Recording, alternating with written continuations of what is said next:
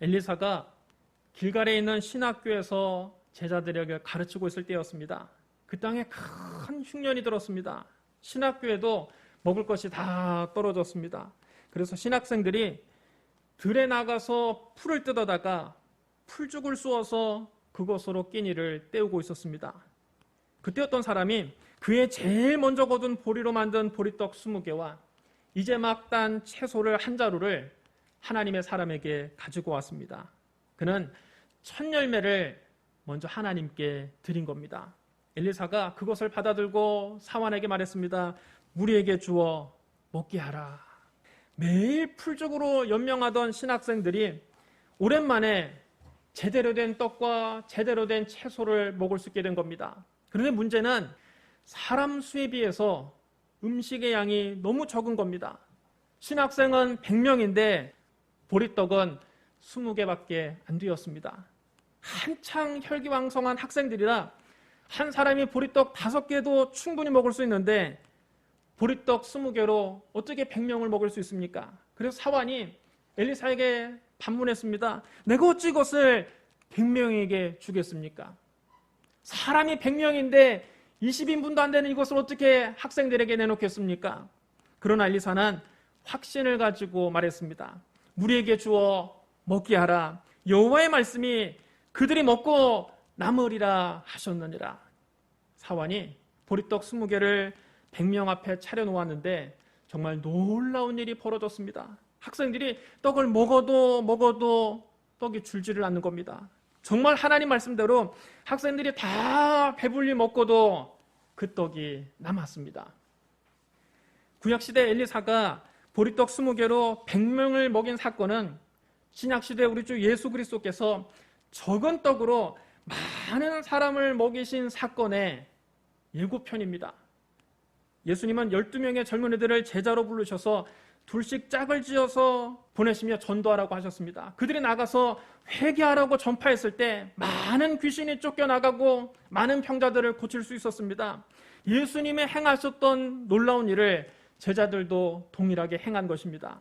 사도들이 돌아와서 자기들이 한 일을 모두 다 예수님께 보고했습니다. 주님의 그 보고를 들으시고 크게 기뻐하시며 말씀하셨습니다. 수고했다. 너희는 따로 한적한 곳에 가서 잠깐 쉬도록 해라. 왜냐하면 거기는 오고 가는 사람이 하도 많아서 음식 먹을 겨를도 없었기 때문입니다. 그래서 그들은 함께 배를 타고 한적한 곳을 찾아 빈들로 떠났습니다. 그런데 많은 사람들이 예수님 일행이 떠나는 것을 보고 그들을 알아보았습니다. 그리고는 여러 마을에서 달려나와서 걸어가면서 그들보다 먼저 벳세다의 빈들에 가 있었습니다. 예수님께서 그 벳세다에 도착해서 배에서 내릴 때에는 이미 5,000명의 사람들이 빈들에 모여서 예수님을 기다리고 있었습니다.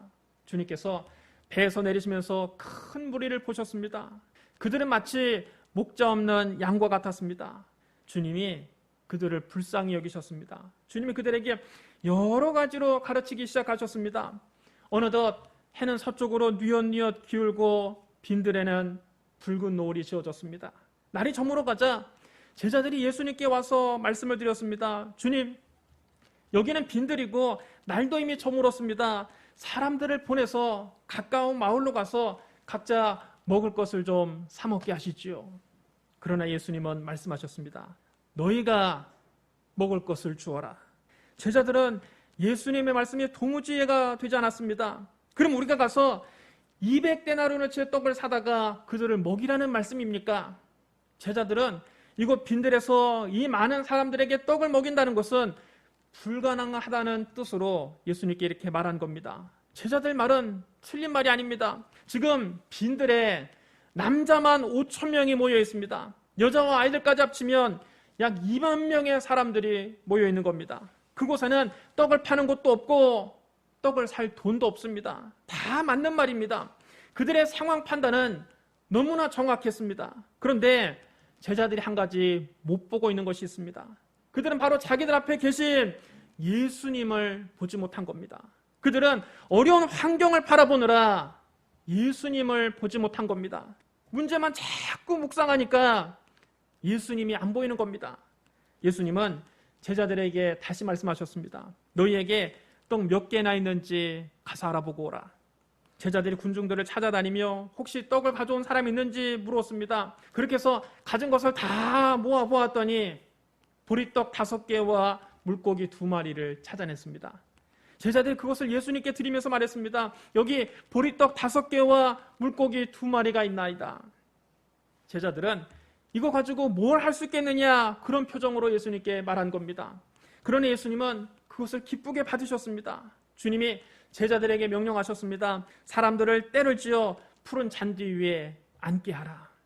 제자들은 예수님이 왜 그렇게 하시는지 이해할 수가 없었습니다. 하지만 예수님의 명령이니 사람들을 100명씩 혹은 50명씩 떼를 지어 잔디에 앉게 했습니다. 그랬더니 예수님이 더 이해할 수 없는 행동을 하십니다. 보리떡 5개와 물고기 2마리를 손에 들고 예수님이 하늘을 우러러 감사 기도를 드리시는 겁니다. 여러분, 지금 감사할 만한 상황입니까? 굶주린 사람은 앞에 5,000명이 있는데 손에 가진 것은 보리떡 5개와 물고기 2마리밖에 없습니다. 그것을 가지고 누구 코에 붙이겠습니까? 그런데 예수님은 이렇게 작은 것을 가지고도 하늘을 우러러 감사기도 하셨습니다. 그리고는 떡을 떼어서 제자들에게 주시며 사람들에게 가서 나눠주라고 하셨습니다. 그러자 놀라운 일이 벌어졌습니다. 제자들이 가서 사람들에게 떡을 떼어주면 도로 자라나고 떡을 떼어주면 도로 자라났습니다. 물고기도 떼어주면 도로 자라나고 떼어주면 도로 자라났습니다. 그래서 거기에 모인 5,000명이 다 배불리 먹었습니다. 남자만 5,000명이니까 여자와 아이들까지 합치면 약 2만 명이나 되는 사람들이 다 그 떡과 물고기를 먹은 겁니다. 그것도 조금씩 맛만 본 것이 아니라 5,000명이 다 배불리 먹고도 남은 조각이 12바구니에 가득 차게 되었습니다. 그런데 이런 기적이 한 번만 일어난 것이 아닙니다. 이런 기적이 또 일어났습니다. 오병이어의 기적은 마가복음 6장에 기록되어 있는데 마가복음 8장에 보면 칠병이어의 기적이 또 나옵니다. 예수님의 가는 곳마다 사람들이 인산인해로 모였습니다. 예수님은 사람들에게 하나님 말씀을 전파하시고 그들의 병을 고쳐주셨습니다. 사람들은 그 자리를 떠날 생각을 하지 않았습니다. 우리가 주님과 함께 있은 지 벌써 사흘이나 되었습니다. 그래도 주님과 함께 있는 것이 너무 좋아서 그들은 집으로 돌아가려고 하지 않았습니다. 그들이 가지고 왔던 음식은 다 떨어진 지 오래고 먹을 것이 없어서 굶주렸습니다. 그들은 밥을 굶으면서도 예수님 말씀 듣기를 간절히 사모하고 은혜 받기를 간절히 사모했습니다. 주님은 이런 그들을 보시고 불쌍히 여기셨습니다. 예수님께서 제자들에게 말씀하셨습니다. 내가 무리를 불쌍히 여기노라. 그들이 나와 함께 있은지 이미 사흘이 지났으나 먹을 것이 없도다. 만일 내가 그들을 굶겨 집으로 보내면 길에서 기진하리라. 그 중에는 멀리서 온 사람들도 있느니라. 그러나 제자들은 예수님께 반문했습니다. 이 광야 어디서 떡을 얻어 이 사람들로 배부르게 할 수 있으리이까? 제자들은 주님께 받은 은혜를 늘 잘 잊어버렸습니다. 바로 얼마 전에 예수님이 벳사다의 빈들에서 떡 5개와 물고기 2마리로 5,000명을 배불리 먹이셨습니다. 그러고도 12바구니가 남는 것을 제자들은 똑똑히 보았습니다. 그러나 그들은 그 일을 벌써 새카맣게 잊어버리고 있었습니다. 사람들은 언제나 자기가 가지고 있는 문제만 바라봅니다. 하나님께 과거에 받은 은혜는 잊어버리고 눈앞에 있는 문제만 보고 염려하고 걱정합니다. 문제가 닥치면 과거에 하나님이 베풀으신 축복은 새카맣게 잊어버리고 금방 하나님을 원망하고 불평합니다. 아무리 광야라 할지라도 주님이 기적을 행하시는 데는 아무런 문제가 없습니다. 예수님만 계신다면 어떤 문제도 다 해결되고 마는 것입니다. 우리의 문제는 자꾸 광야만 바라보고 예수님을 바라보지 않는 데 있는 것입니다. 우리가 사는 이 세상은 험한 광야와 같습니다. 그래서 늘 우리는 광야의 어려움을 겪게 됩니다. 우리 마음이 광야가 될 때가 있고 우리 가정이 광야가 될 때가 있습니다. 사업이 광야가 될 때가 있고 직장 생활이 광야에 홀로 남겨진 것 같을 때가 있습니다. 우리는 이 광야와 같은 세상에 살면서 크고 작은 어려움을 헤치며 살아가는 것입니다. 우리가 이 광야와 같은 세상을 살면서 광야만 바라보고 염려하고 절망하지 말고 광야 한가운데 우리와 함께 계신 예수님을 바라봐야 합니다. 인생의 광야를 지날 때 예수님 없는 사람은 좌절하고 절망합니다. 하지만 우리에게는 하나님의 아들 예수님이 우리와 함께 계십니다. 예수님은 하늘과 땅의 모든 권세를 다 가지고 계십니다. 그러므로 주 예수님을 마음 가운데 모시면 하늘나라가 우리 가운데 임하는 것입니다. 높은 산이나 거친 들이나 초막이나 궁궐이나 그 어디나 하늘나라가 되는 것입니다.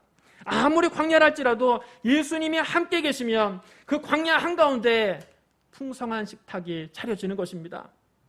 예수님은 제자들에게 물으셨습니다. 너희에게 떡 몇 개나 있느냐? 제자들에게는 떡 7개와 작은 생선 2마리가 있었습니다. 그들은 그것을 가지고 예수님께 드리면서 또 의심의 눈초리로 예수님을 바라보았습니다. 4,000명을 이걸 가지고 어떻게 먹일 수 있겠는가? 그런데 예수님은 제자들에게 떡 7개와 작은 생선 2마리를 받으시고 하늘을 우러러 축사하셨습니다. 그런 다음 제자들에게 또 떡과 생선을 사람들에게 나눠주라고 하셨습니다. 그러자 또 놀라운 일이 벌어졌습니다. 제자들이 사람들에게 떡을 나눠주면 또 자라나고 나눠주면 또 자라났습니다. 생선도 나눠주면 또 자라나고 나눠주면 또 자라났습니다. 그래서 그 많은 사람이 다 배불리 먹고도 남은 조각이 이번에는 7 광주리에 가득 차게 거두었습니다. 엘리사가 보리떡 20개로 100명을 먹인 사건이나 예수님이 떡 5개와 물고기 2마리로 5,000명을 먹이신 사건이나 주님이 떡 7개와 작은 생선 2마리로 4,000명을 먹이신 사건에는 우리가 주목할 만한 3가지 공통점이 있습니다. 첫째로 이 3 사건은 모두 다 먹고 사는 문제를 해결해 주신 기적입니다. 엘리사가 길갈에 있는 신학교에서 제자들을 가르치고 있을 때 큰 흉년이 들어서 100명의 신학생이 굶주려 있었습니다. 예수님께서 벳세다의 빈들에서 말씀을 가르치실 때 5,000명이 굶주리고 있었습니다. 또 주님께서 광야에서 말씀을 전하고 계실 때 4,000명이 사흘 동안 먹지 못해서 기진할 지경이었습니다. 이들의 문제는 모두 다 빵의 문제, 곧 먹고 사는 문제였습니다. 하나님이 기적을 베푸셔서 이 굶주린 이들을 먹이셨습니다. 많은 사람들이 우리 하나님에 대해서 오해합니다. 하나님은 우리의 영적인 문제에만 관심이 있고 우리의 경제적인 문제, 우리의 생활의 문제는 무관심한 분이라고 생각하는 분이 많이 있습니다. 그래서 간혹 저에게 묻습니다. 목사님, 내가 이렇게 경제적인 문제를 당하는데 이 문제를 기도해도 될까요? 내가 생활의 어려움을 지금 겪고 있는데 이 문제를 하나님께 기도해도 될까요? 여러분, 당연히 기도해야 됩니다. 하나님은 우리의 경제적인 문제, 생활의 문제, 직장의 문제, 사업의 문제에도 관심을 가지고 계십니다. 좋은 아버지는 자녀의 학업 성적에만 관심 있는 것이 아니라 자녀의 모든 곳에 관심을 가집니다. 자녀의 친구 관계에도 관심을 가지고 있고 자녀의 건강에도 깊은 관심을 가지고 있습니다. 자녀의 성적표만 가지고 닥달하는 아빠는 좋은 아빠라고 할 수 없습니다. 자녀가 어떤 친구를 사귀고 있는지, 지금 자녀의 건강 상태는 어떤지 세심한 관심을 가지고 있습니다. 마찬가지로 우리 하나님 아버지도 우리의 영혼의 문제에만 관심 있는 것이 아니라 우리의 범사와 우리의 몸의 건강에도 지대한 관심을 가지고 계십니다. 하나님은 우리 영혼만 구원하시는 것이 아니라 우리의 범사가 잘 되고 우리 육체가 건강하기를 간절히 원하고 바라고 계십니다. 성경은 말씀합니다. 사랑하는 자여, 네 영혼이 잘됨같이 네가 범사에 잘되고 강건하기를 내가 간구하노라. 예수님도 우리에게 기도를 가르쳐 주실 때 이렇게 기도하라고 말씀하셨습니다. 너희는 이렇게 기도하라. 오늘 우리에게 일용할 양식을 주시옵고. 여러분 따라해 주시랍니다. 오늘 우리에게 일용할 양식을 주시옵고. 여러분, 이게 무슨 뜻입니까? 먹고 사는 문제를 놓고도 하나님께 기도하라는 뜻입니다. 그러므로 여러분의 생업에 문제가 있거나 경제적인 어려움을 당하고 있으면 그 문제를 놓고 하나님께 간절히 부르짖어 기도해야 합니다. 하나님 말씀하셨습니다. 너는 내게 부르짖으라. 내가 너에게 응답하겠고 네가 알지 못하는 크고 은밀한 일을 너에게 보이리라. 우리가 부르짖어 기도할 때 하나님은 우리가 알지 못하는 크고 은밀한 방법으로 우리의 문제를 해결해 주십니다. 보리떡 20개로 100명의 신학생들을 먹일 줄 누가 알았겠습니까? 떡 5개와 물고기 2마리로 5,000명을 배불리 먹일 줄 누가 알았겠습니까?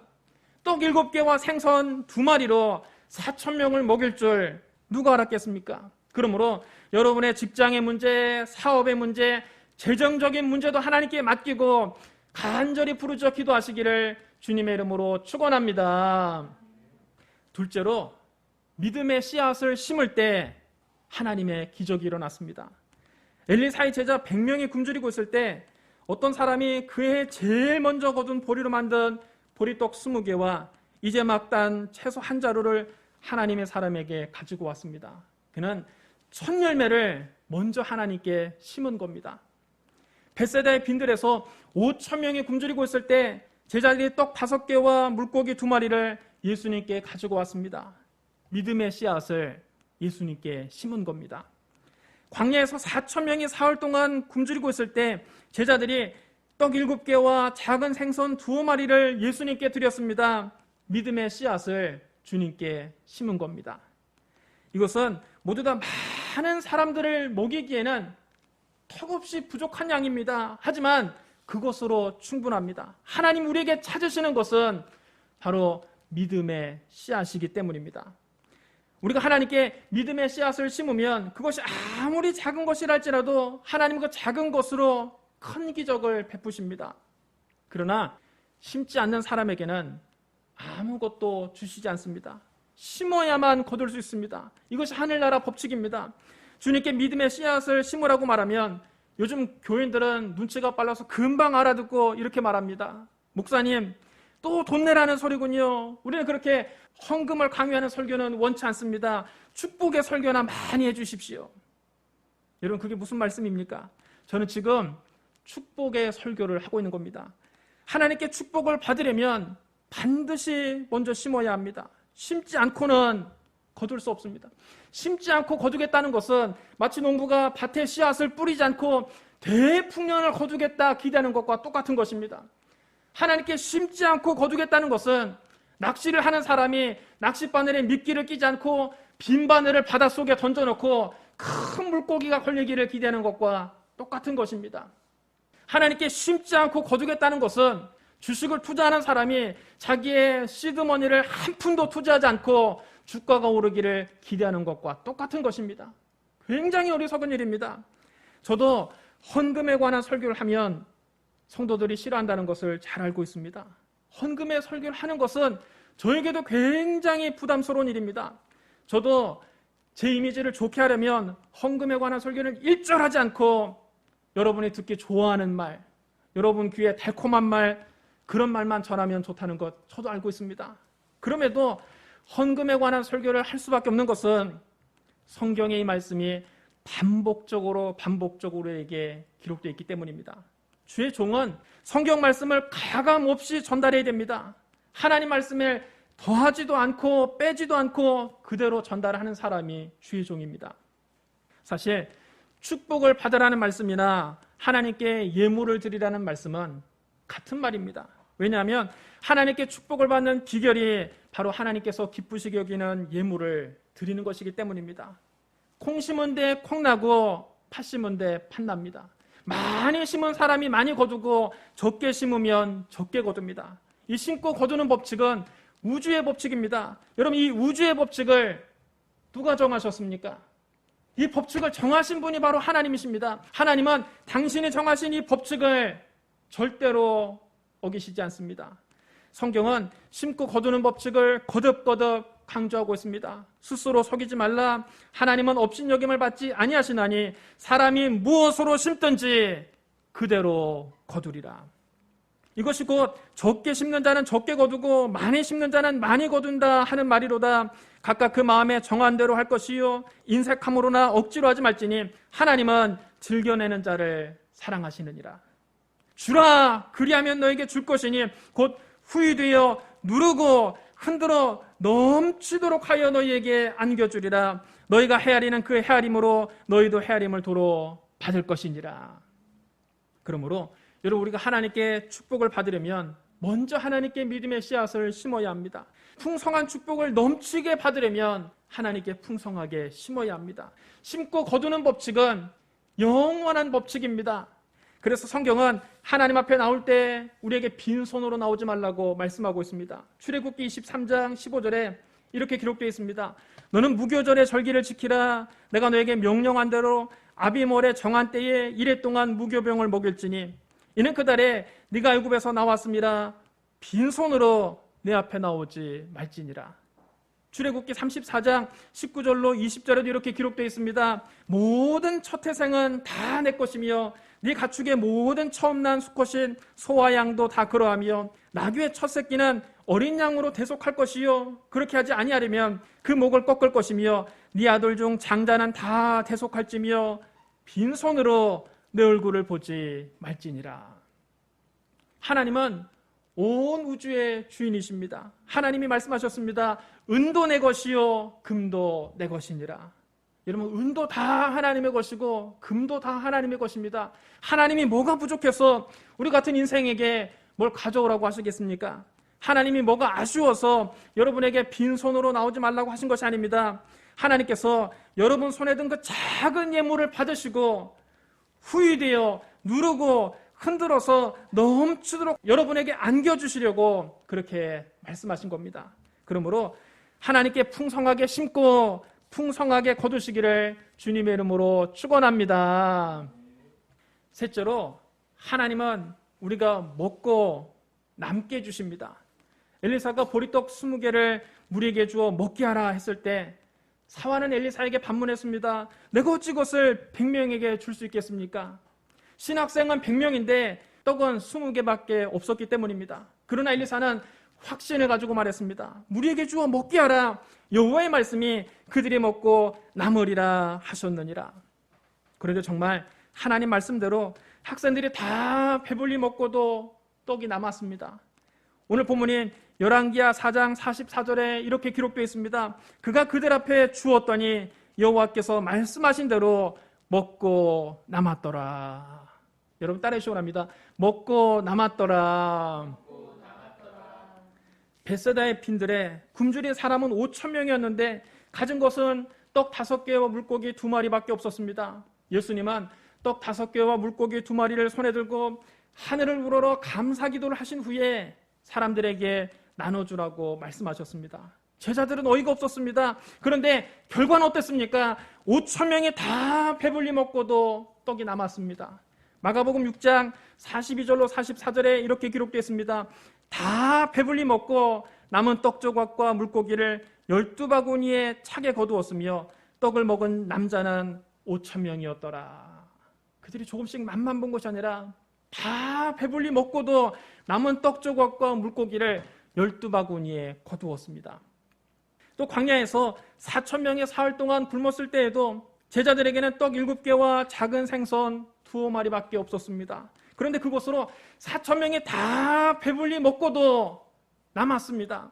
마가복음 8장 8절로 9절에 이렇게 기록되어 있습니다. 배불리 먹고 남은 조각 7광주리를 거두었으며 사람은 약 4,000명이었더라.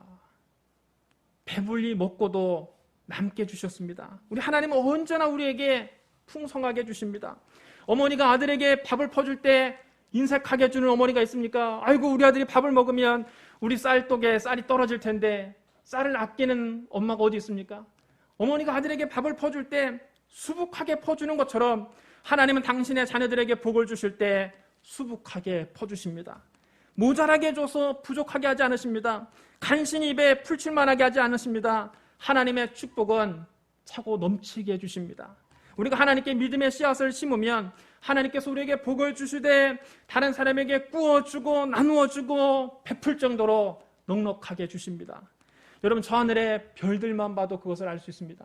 하나님은 풍성하게 채우시는 분입니다. 하나님이 하늘의 별을 한쪽 구석에만 조그맣게 모아놓으신 것이 아닙니다. 온 하늘을 별들로 가득 채우셨습니다.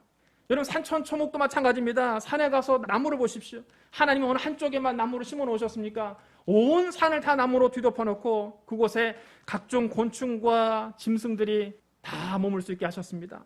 이처럼 우리 하나님은 무엇이든지 풍성하게 채우시는 분입니다. 풍성하신 하나님이 우리에게 말씀하십니다. 네 입을 크게 열라, 내가 채우리라. 우리가 하나님께 믿음의 씨앗을 심고 입을 크게 열면 채우는 것은 하나님이 채우십니다. 예수님도 말씀하셨습니다.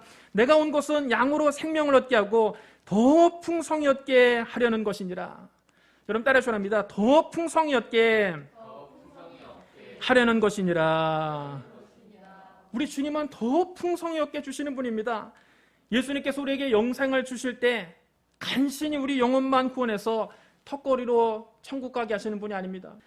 주님은 우리 영혼만 구원하시는 것이 아니라 우리 영혼이 잘됨같이 범사도 잘되고 우리의 몸도 건강하게 풍성한 삶을 주시는 분입니다. 고린도후서 9장 8절에 이렇게 기록되어 있습니다. 하나님이 능히 모든 은혜를 너희에게 넘치게 하시나니 이는 너희로 모든 일에 항상 모든 것이 넉넉하여 모든 착한 일을 넘치게 하게 하려 하심이라. 그러므로 여러분, 하나님께서 주시는 풍성한 은혜와 축복을 받아 누리시기를 주님의 이름으로 축원합니다. 사랑하는 성도 여러분, 하나님은 우리의 먹고 사는 문제도 책임져 주십니다. 우리가 하나님께 믿음의 씨앗을 심을 때 우리의 삶에 놀라운 기적이 일어납니다. 하나님이 우리에게 복을 주실 때 먹고 남도록 풍성하게 주십니다. 여러분 모두 다 하나님께 풍성한 복을 받아서 이웃에게 구워주고 나누어주고 베푸는 삶을 사시기를 주님의 이름으로 축복합니다. 우리 기도하겠습니다. 사랑과 은혜가 풍성하신 하나님 아버지, 여호와는 나의 목자시니 내게 부족함이 없습니다. 하나님께서 항상 풍성하게 채워주시니 감사합니다. 우리의 가정의 문제, 직장의 문제, 사업의 문제, 재정 문제도 주님께 맡깁니다. 하나님께서 우리 성도들에게 모든 은혜를 넘치게 부어주셔서 우리 성도들이 모든 일에 항상 모든 것이 넉넉하여 모든 착한 일을 넘치게 하여 주시옵소서. 예수님 이름으로 축복하며 기도드리옵나이다. 아멘.